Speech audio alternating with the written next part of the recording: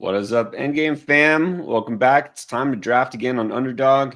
You know the deal here. Going to get some more Best Ball Mania shares in because why wouldn't you want a chance to win lots of money by drafting a fantasy football team? So if you know what the deal is, join us. See if you can get in here. We're going to do another BBM6. If you don't know what I'm talking about, maybe it's your first time tuning into one of these. What we're doing is we are live drafting Best Ball team to win a tournament with lots of other people to win lots of money. And it'll be done in 45 minutes? I think less than an hour tops, right? Yeah, usually about 45, usually 45 minutes or even maybe less. Less than an hour. Get a draft in. And like I said, chance to win a lot. So we're going to talk strategy. We're going to talk about players we like, players we're fading, how things have changed, and how things might change pretty soon because, yeah, it's not that far. Okay, I guess 60 days, Bean. All right, who's counting? Apparently not a bean counter. But we don't have to wait even that long for training camp. So we'll see how things change. But let's see what we like here. So if you have an account, get on your app, go to underdogfantasy.com, log in, go to drafts, and then Best Ball Mania 6 right there. See if you can get in here with us. We're going to do 20 seconds, as always, 20 seconds per pick. Let's enter in 3, 2, 1. Looks like we have 10 more to go still. Yeah, it looked like we were like the first in. Yeah, first in. That's good. It's already half full. All right, so get in here, guys. Now, let me, again, if you don't know what this is or what we're talking about, I mentioned this Underdog. You go to Underdog. If you don't have an account, create an account. It's very simple. Put your basic info. And then when you make your first deposit, when you're creating an account on Underdog, very important, 2 things. First of all, you're going to see a little section as usual. There's this area that says promo code. Don't just leave it blank. Put Endgame, right? Our name, ENDGAME, all together, no spaces. Put that in there because that is going to unlock, first of all, some free picks if you do the pick'ems besides just the drafts. And why wouldn't you? Because you get a free one. And then whatever you put in for your first deposit, you can go all the way up to $1,000. It will be matched with a 50% deposit match. So you're going to get bonus cash just for making your first deposit. So free cash, free picks, and it's a lot of fun. So do that if you haven't already. So we'll give you guys a minute to do that while this draft fills up. We are still half full, so we got room. Anybody on here? What's up, guys? Steven, Scott, Bobby. Glad you guys are on here. You want to get in here? Jump on in if you aren't already. You guys are probably already in here.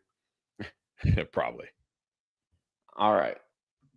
Not a lot of I guess because it's a holiday weekend, there wasn't a lot of breaking news this weekend. Not much has changed. This is kind of a little bit of a slow news period for NFL because we're far enough removed from the draft, free agency and all that, and we're before actual training camps. So I feel like this is also kind of a sweet spot to do these drafts before all the ADP shifts and changes, right? Like we pretty much know what to expect. I mean, I do these drafts. I do slow drafts. The other night it was late. I was bored. I did a quick draft just for fun.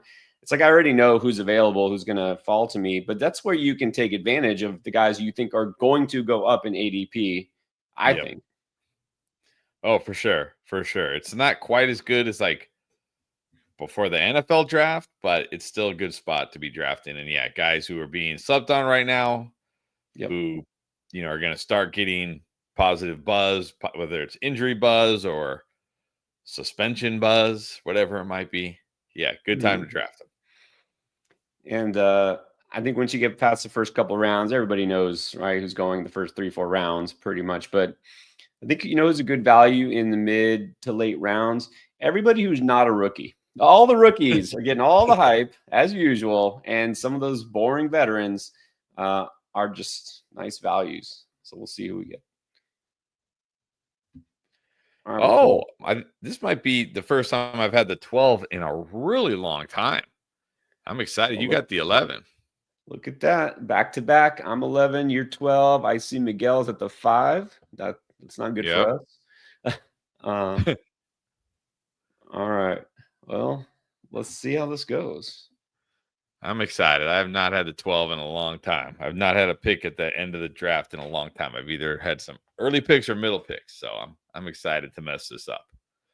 You always love the end, right? You always You always love grabbing value because I don't know about always, but this year especially, I feel like I do really like the end. I just feel like you can get two very, very good players. yep, absolutely true. But the question is, can you get even one, if not two, really good running backs anymore? CMC, his ADP will not stop climbing. Now all of a sudden it's 7 point something. I mean, honestly, I'm not going to be shocked if he leapfrogs Jameer Gibbs before the season starts. Yeah, I wouldn't be surprised either. Once reports start coming out that he looks good, he's healthy, and like he's Whoa. going to be Well, well. just as I say that about Gibbs, look what happened. Do you see this? I mean, he's not going to leapfrog Jameer Gibbs if he goes number 2, but Jameer Gibbs isn't always going to go number 2. So Wow. I don't know if I've ever seen Jameer Gibbs go at the 2. Have you? maybe like the first drafts we did very early in the offseason, maybe not 2, but he was going very early because remember he just come off 3 monster games in the fantasy playoffs. But yeah, this is not where we normally see him. I mean, Saquon at the 5, that's pretty nice for Miguel. Yeah, he's not complaining. I'm Look, I like Gibbs. I'm never anti anybody necessarily. I'm anti Gibbs, but can you make a case for taking him over Bijan, over Barkley, over a receiver? I can't. Yeah, I mean, I don't know. Like Monty's still there, right? Did something happen to Monty over the 4th of July weekend? He didn't pull a JPP, did he? I don't think so. I hope not. Oh, I wonder how many people even got that reference. Yeah, some people did. Okay. Do I go Ashton Gianti? Do I go Sun God? Well,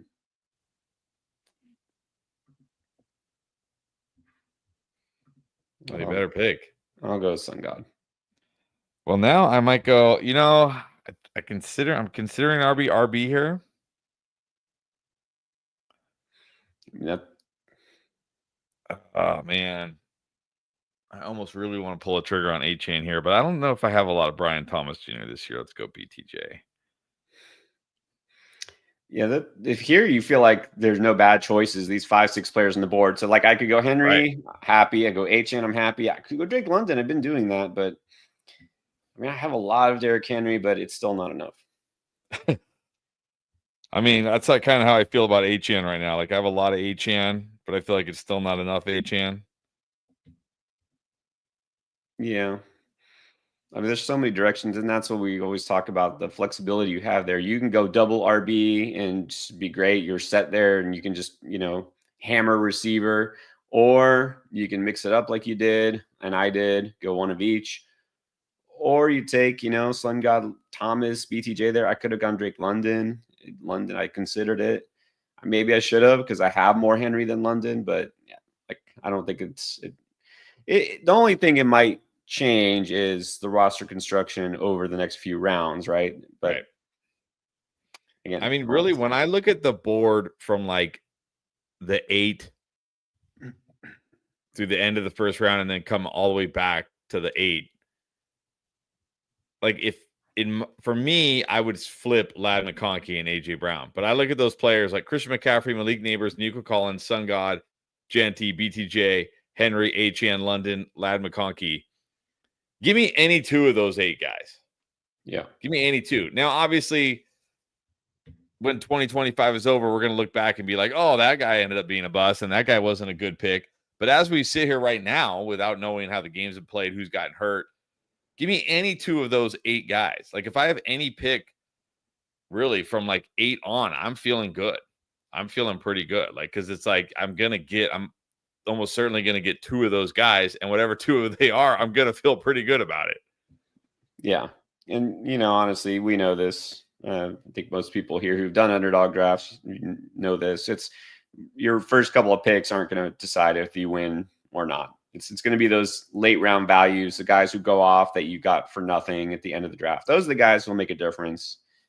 So no bad picks. I mean, you don't want to say play it safe in the early rounds, but you might as well just take the guy is going to at least be in your lineup most weeks, and don't worry about, is Henry going to be the RB4 or the RB5 compared to John? It doesn't matter. That's not going to decide whether you win your league or not, or you win this tournament or not. You know what I mean? So I'm not going to sweat it too much.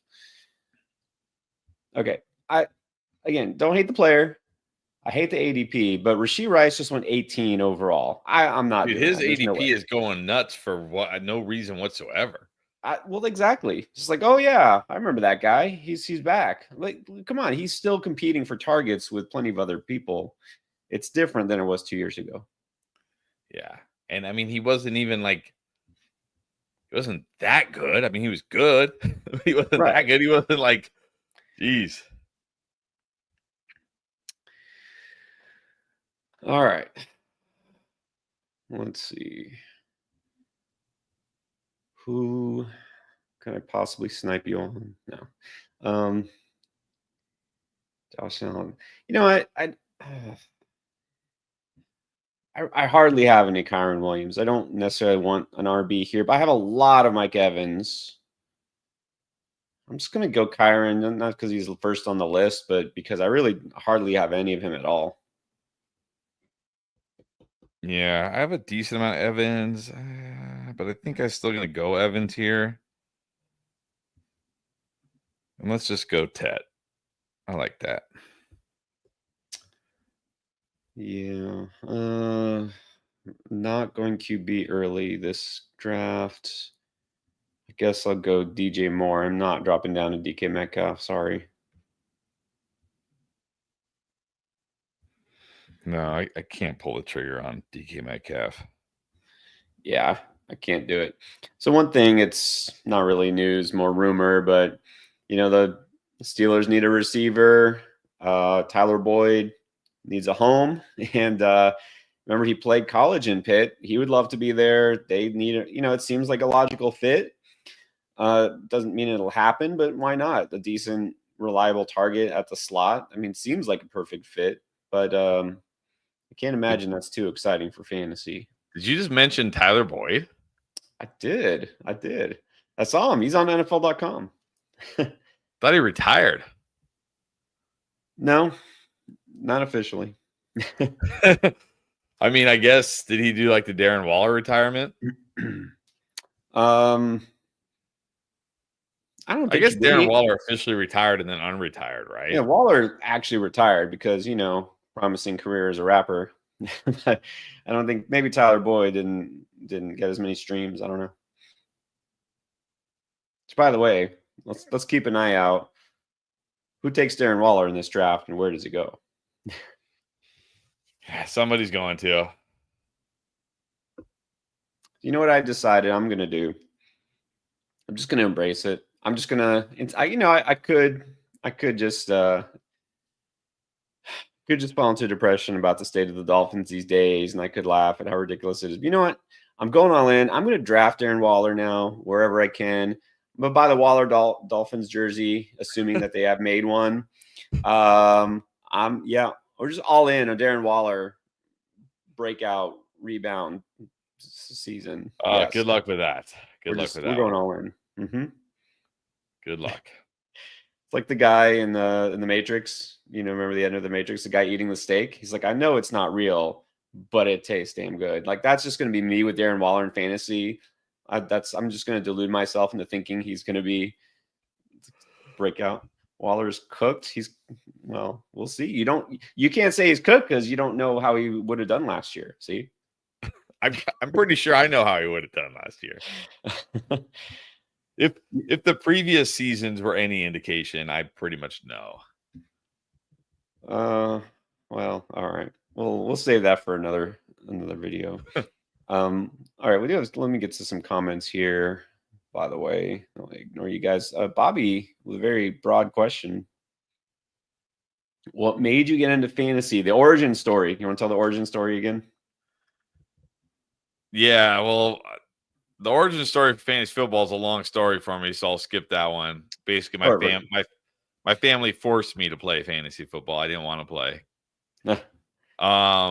Because I liked watching football games and seeing who won and lost, not caring who scored and who did what for stats wise. But what got us to start doing a channel is Pierre was the lead editor at Rotoballer, and I started writing for them. I don't know if anybody knows Rotoballer here. They're still around.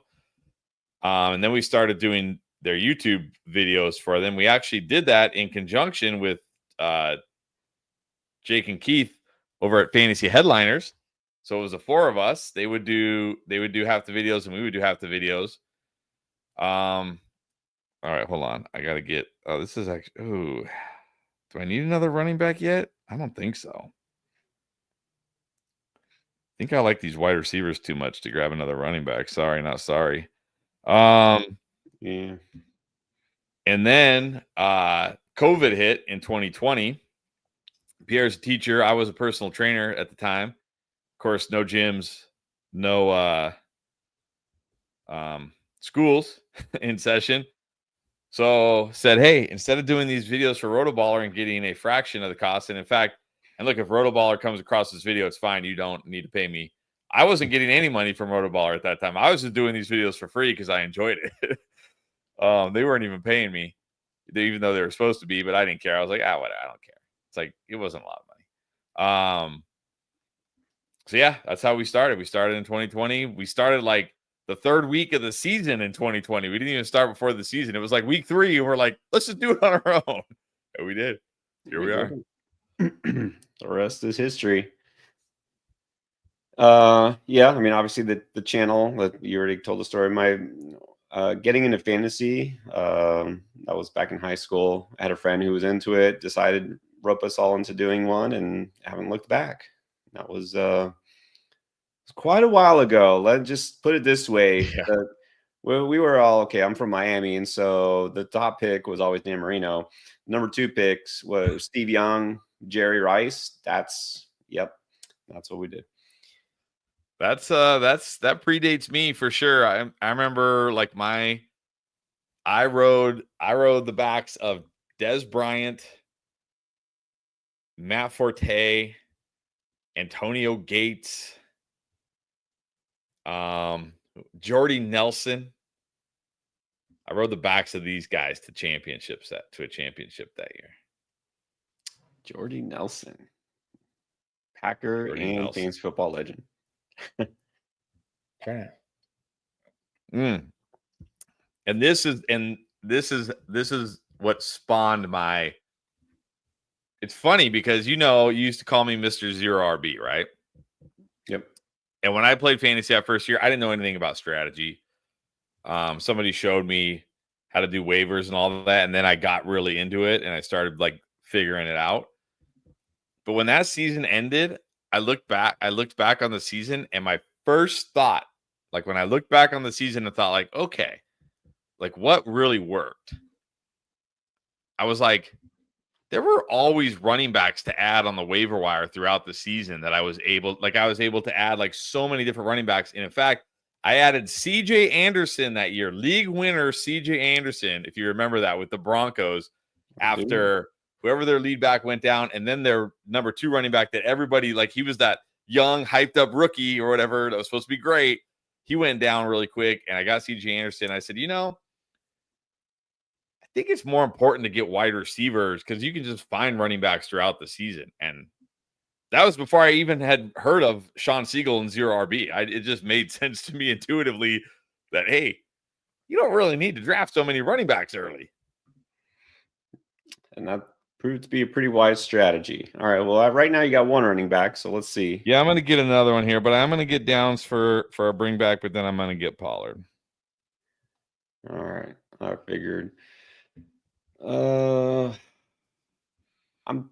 not. I mean, I got 5 receivers already. I got 2 kind of anchor RBs. I'm just going to go Baker to stack with Godwin. And that way I don't have to feel. I might wind up taking a 3rd quarterback. We'll see. Depends when I get my 2nd. So I took Olave. You earlier, I think, had a chance to take Kamara, and you didn't. Steven here basically saying Kamara is the only Saint worth owning in fantasy. I mean, look, I know I'm not crazy about Olave. I know we're down on him compared to previous years, but I think in best ball, I still feel like he's got decent value. Yeah, I think he's all right. I don't know. I've been wrong on Olave every year of his career, so he's probably going to go off this year. Well, the thing with Olave that's just how it's been for me and Chris Olave. It's like I know, Chris Olave, and then he's like, what happened? And This year, I'm like, okay, you know what? I can't do it. His quarterbacks suck. There's always risk of concussion. I can't do it. He's probably going to have like a 1,500-yard season now or something.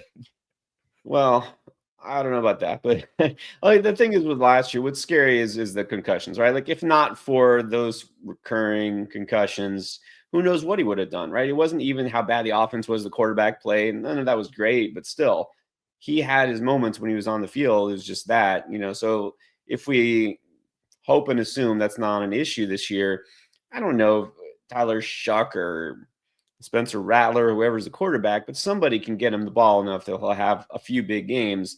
And best ball, that's all you really need is a few big games. And I'll take the bad if there's enough good to outweigh it, because he's my third receiver, right? So in other words, I'm willing to take that gamble here. Now, if you're talking about redraft league, I'm not completely out on Olave, but it would have to be a nice bargain for me to take him, and I would rather have him as like my fourth receiver.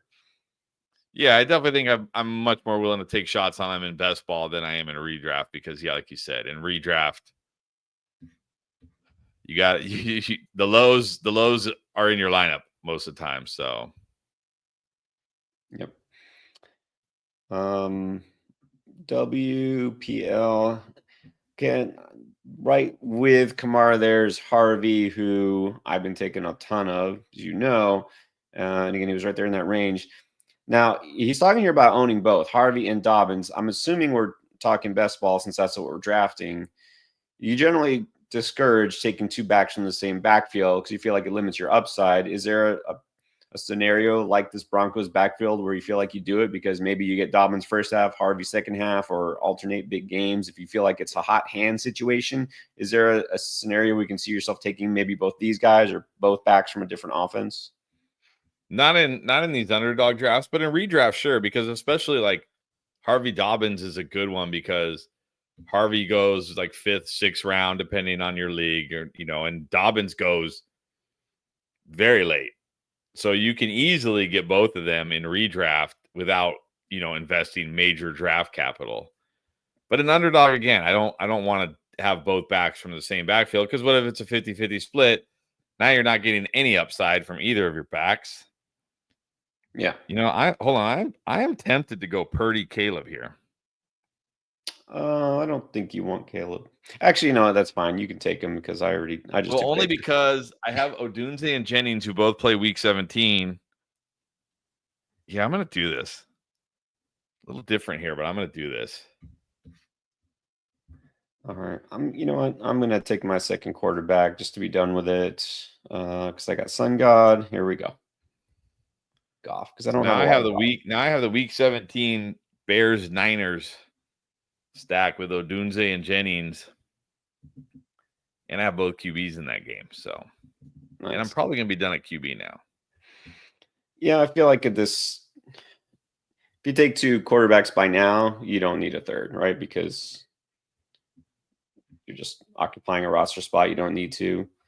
You have Bears 49ers. That's not bad. That's not bad. Yes, Bears 49ers week 17. I got Odunze and Jennings. Now I got Purdy and Caleb, so I got that game stacked. I also have my BTJ Josh Downs little mini stack. I like these little mini stacks if I can get them. Here you go.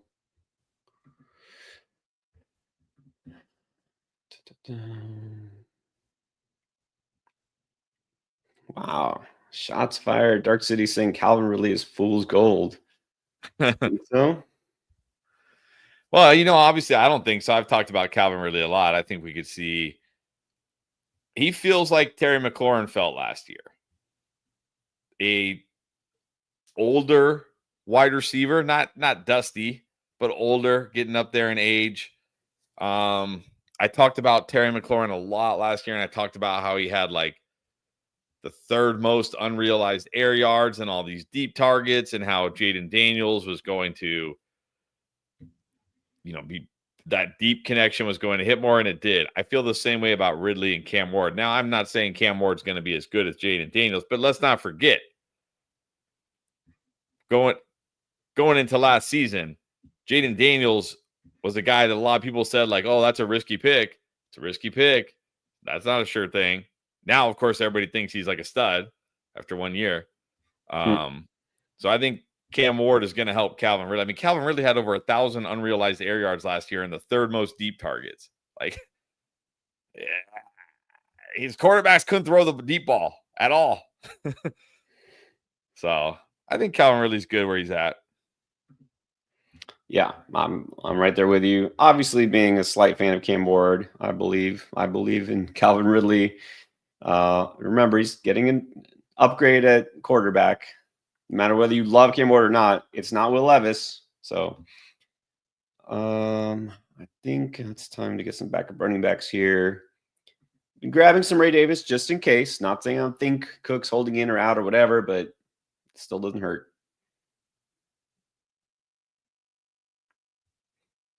All right. See, I figured I knew I could wait because you have Pollard, don't you? Yes. All right. So back to our previous conversation. I know you wouldn't take Spears, so here we go, Spears. Yep. I know. I would have gone Spears too in there, and if I didn't have Pollard. Yep. All right. Not bad. Sean's got a question. Sean Martin, need to keep one with CeeDee Lamb, either Harrison or Cook. I'm keeping Harrison. I mean, there's a lot of risk around James Cook, not just the holdout, because I don't think he's holding out, but just the fact that he's a running back who's about to be a free agent. We have no idea where he's going to play next year. Is it going to be a better spot or not? Marvin Harrison, I still believe in Marvin Harrison. I mean, come on. It's like have you noticed this? Like, okay, so speaking back to that earlier question, when I first started playing fantasy, the general rule of thumb was wide receivers needed 3 years to develop, right? So you didn't give up on a rookie wide receiver until after year 3, right? If in year 3 they hadn't done anything, all right, you give it. Now it's like if you are not a top 10 wide receiver your first year in the league, you're a bum. Get out of here. This is like what we've gotten to. Like, how do we get here? I still believe in the talent of Marvin Harrison. I think he's going to bounce back this year. I think there's a much greater chance going into next year you're keeping Marvin Harrison over James Cook. Yeah, well, that's true. And not knowing, I'm assuming it doesn't matter. You just keep or don't keep, right? It doesn't matter round or pick or whatever, how many keepers, how long you keep them. If it's just in a vacuum, pick one guy.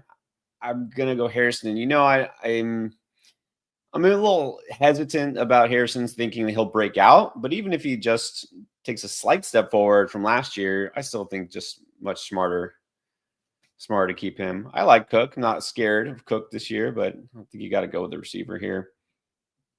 Dennis, talking about Brock Purdy with a light schedule. All right. And, I think it's fair to read a little bit into the schedule for the early part of the season, but, that strength of schedule basically gets tossed into the trash after like week 3, right? Because then it changes. But, okay, so taking that into account, do you feel like Brock Purdy is a good value?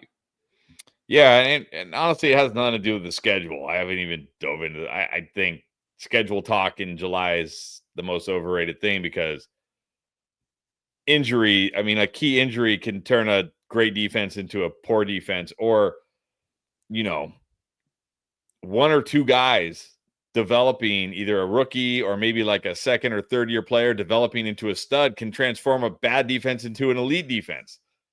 And it's hard to project that in July. So, in fact, it's impossible to project that.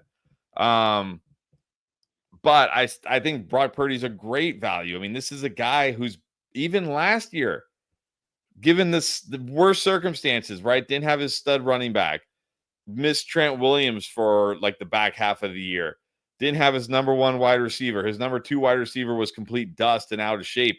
Still was a good QB for fantasy. Like, I think Purdy's a great value. Agree. Perfect strategy to wait. All right, so here we go. See, I think I'm kidding because I kind of half am, but I'm not. Jonnu Smith, and then the circle will be complete. Not this pick, but next round when Waller lands on my team. I surprisingly do not have a lot of Besh. I need a running back here. Do I take the elite handcuff or just the guy who's like, it's go to the elite handcuff. Let's see. Go running back with upside. All right. Next comment here. Where was it? Okay, so WPL says, look at this for redraft, Jonte Monty, Pacheco, and then either that Broncos backfield or Vikings backfield. So are we asking which backfield we like better? I mean, I got to take the Broncos backfield. Like, it's Sean Payton. I got to take the Broncos backfield. Yeah. I'm if any one of those running backs I like the best, it's still going to be RJ Harvey. I think the Vikings backfield might be frustrating if they do what it sounds like they're going to do, which is still keep Aaron Jones as the lead back, but make Jordan Mason the guy who's going to vulture all the touchdowns and the short yardage. And might be frustrating. They both have value, but if you notice here in terms of ADP, they're now almost neck and neck. You got Jordan Mason just right behind Aaron Jones. There's a bigger gap between Harvey and Dobbins, and there's a bigger gap in terms of potential, not because Dobbins is cooked, because he looked really good last year, but because Dobbins always gets hurt.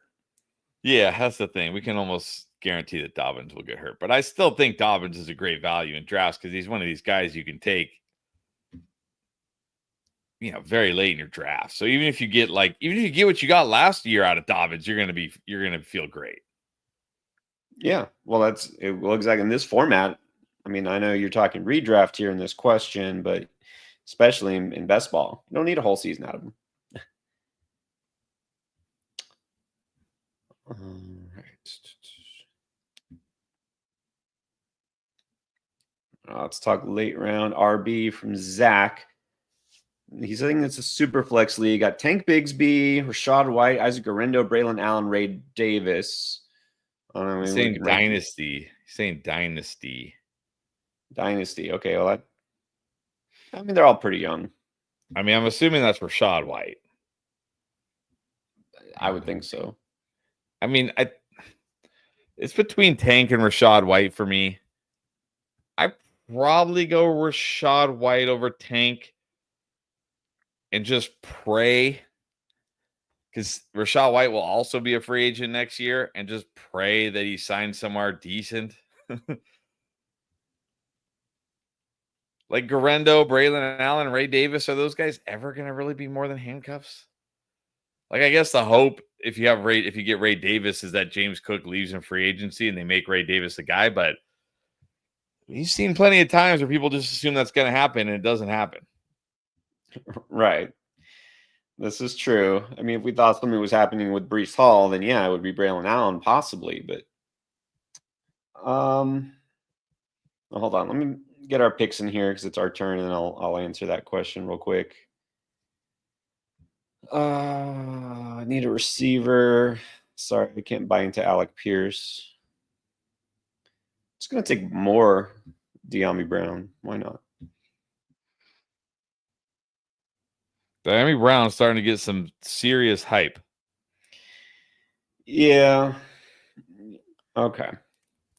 Here it is. I cannot take the chance. Oh, you actually drafted Darren Waller. You did. I got him. The bag has been secured. All right. Talking about running backs here. Bigsby, White. Look, who do I feel best about this year? It's going to be Bigsby, but you're talking dynasty. I like Tank, but I don't know if he'll ever be the guy. I think I might go Ray Davis because, again, I'm not assuming James Cook is holding out or being traded or leaving after this year or any of that. I still think Ray Davis has a role in a really good offense, and I think he looked really good last year. So I think I would rather take a chance on Ray Davis. Guerrero also, he's very close. Number 2 back, at least we think right now, in a really good offense behind a veteran who seems to get hurt a lot.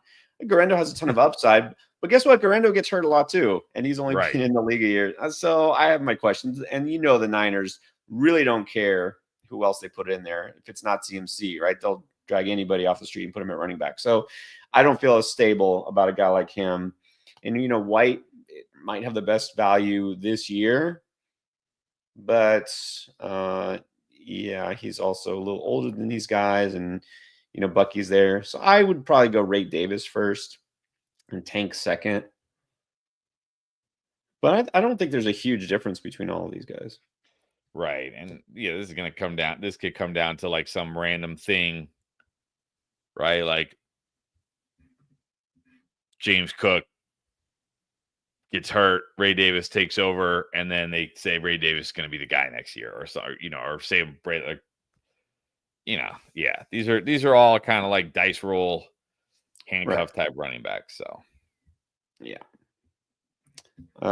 So Shamrock wants to know, and I actually had Jalen Noel queued up before De'Ami Brown. He got taken. That's why I took Brown. Thoughts on Noel? So I really liked them as a prospect. I still like them, but I haven't liked. Obviously, things could change during training camp, but I didn't like the kind of reports I was hearing out of OTAs and mini camps. Not about him as a player, but just about it sounds like it's going to be Nico and Jaden Higgins in 2 wide receiver sets, and it sounds like Christian Kirk has that slot role locked up, which means Noel's path, Noel or Noel, however you pronounce it. I know somebody's going to be like, it's pronounced whatever. Fine. All right, grammar police, or like pronunciation police. Yeah. His path is either A, Christian Kirk is just terrible and he's making splash plays and they have to like put him out there more, or B, Kirk gets hurt. And it's not really the kind of path you want. Like, I'd much prefer to just take Jaden Higgins, because again, it sounds like if I'm going to take one of the rookies on Houston, I'm going to take Higgins. Or I'd rather just take Kirk, honestly. Now, long term, sure, still like him, because Kirk is getting a little up there in age, and if Kirk does struggle or gets hurt, and Noel gets out on the field and proves his worth, then we could be talking about him differently next year. But I think this year the path feels tough for him. Yeah, that's exactly it. I loved the player before the draft. He was one of my favorite receivers in this class. I hate the landing spot, mainly because they happened to take Higgins before him. And if it was just Noel, would have loved it. But you're right. I mean, honestly, we might just be waiting for a Christian Kirk injury before he's relevant, which is very possible if you know Christian Kirk. But at the same time, you don't want to assume injury. So Where is he? It's tough. All right, keep taking Taj Brooks. I got to stop taking so much Taj Brooks with my last pick. Oh, piling on. Okay, well, let me see. It doesn't really matter at this point. Well, Troy Franklin's looking good. Good enough for me.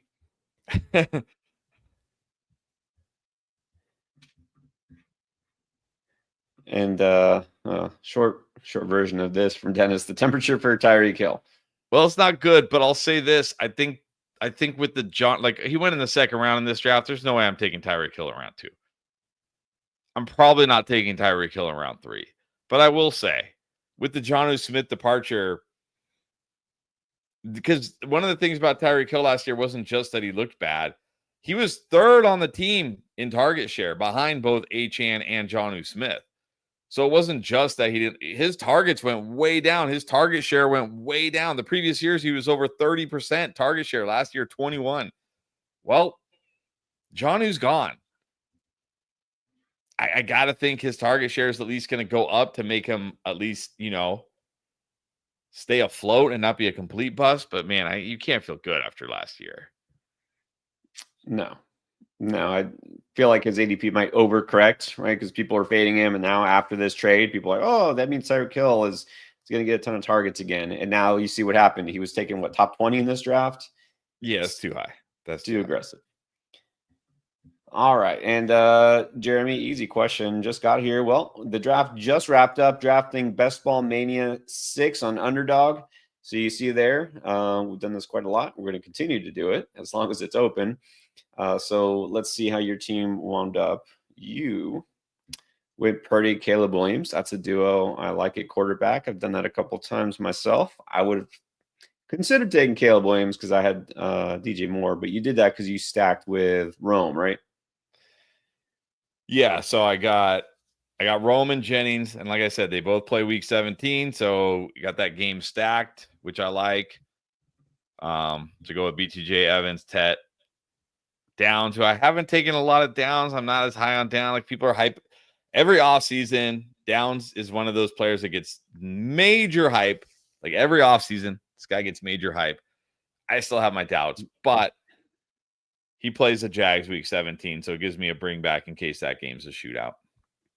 Nice. And for those who don't know, because it's a tournament, first 14 weeks, regular season, you want to win out your league, but what we're looking for is to advance, right? We want to survive in advance to get to the tournament, the playoffs, the big money. So week 17 is the championship week. If we advance this team, you want some high scoring players in that week. And you pick that Bears 49ers game, which happens to be the primetime game that night. Bears and Niners facing against each other. It's in San Francisco, so I don't think you have to worry about snow or anything as opposed to if it were in Chicago. And if that's a shootout, like you said, you're reaping the benefits on both sides. All right. Well, let's look at your running backs, though. You got the rookie, you're the anchor in Ashton Jonty. You got Pollard, Tootin, and then Algier Shipley and Taj Brooks. I know, obviously, these are some handcuffs with upside after Pollard. You just mentioned quickly, you got a lot of Brooks. Why so much Brooks? Because you were big on Chase Brown. I'm very big on Chase Brown, but I look at that depth chart. Like they added Samaje Perine and they still have Zach Moss. So basically it's Chase Brown and Taj Brooks. Like I'm not in any way worried about Samaje Perine. And they've barely even mentioned Zach Moss this year. Like I wouldn't even be surprised if Zach Moss gets cut, honestly.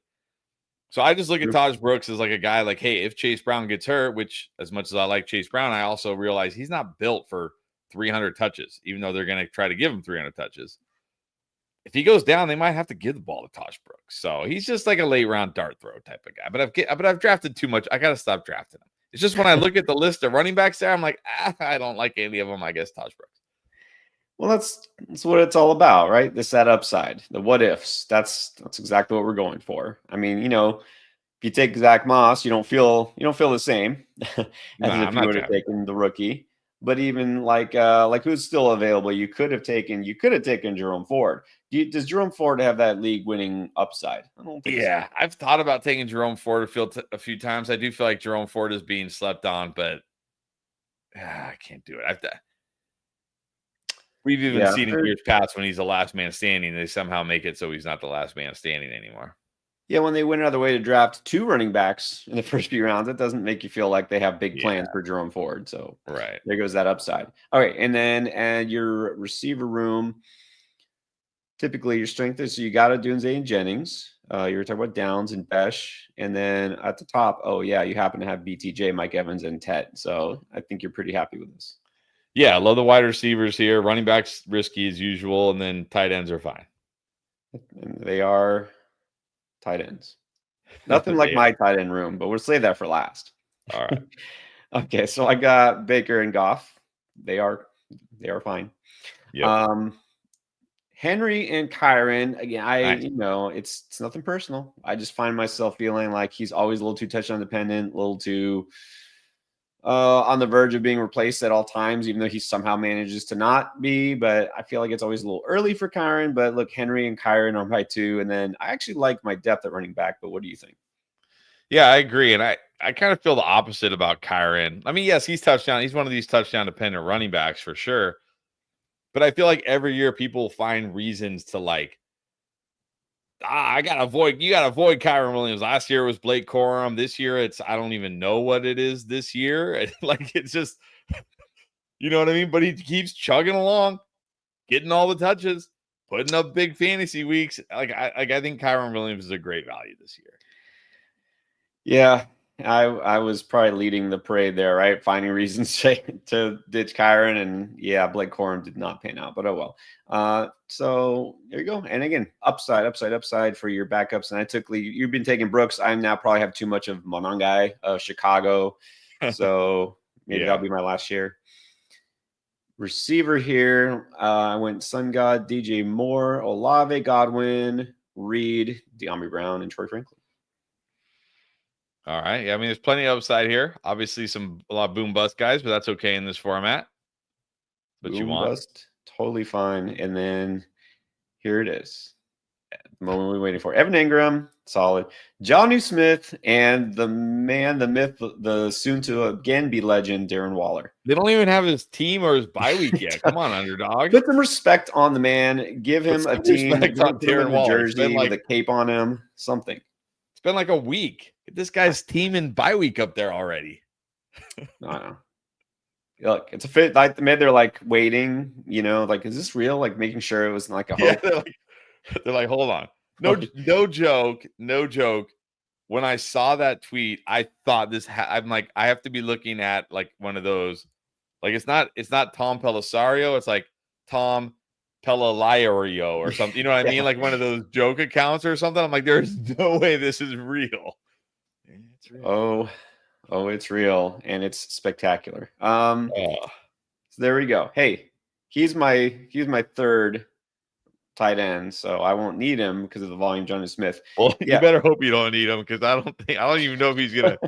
I don't even know if he's gonna give us one startable week this year. Worst blocking tight end. Look, thank God blocking doesn't count in this league. In real life tight ends, yeah, we're just an open door basically to the quarterback. Ole, but it doesn't matter. All right. But that aside, there it is. There's the draft. Quick question. Troy's got a good question. Who are you feeling? Waddle, Worthy, Pickens, Olave, JMO, that range? I will quickly rank them. JMO, Worthy,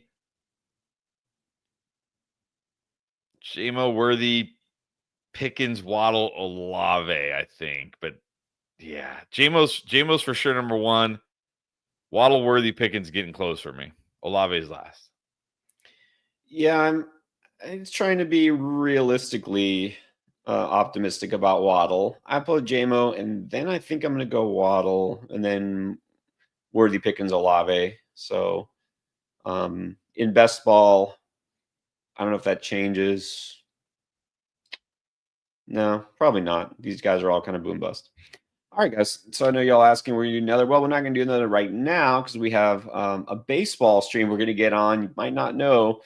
Fantasy Endgame also has a baseball channel. And so in about 10 minutes, we're going to go live there, talk to start streamers. If you are a fantasy baseball player and you don't know about it, I'm not sure why, but go subscribe and check us out.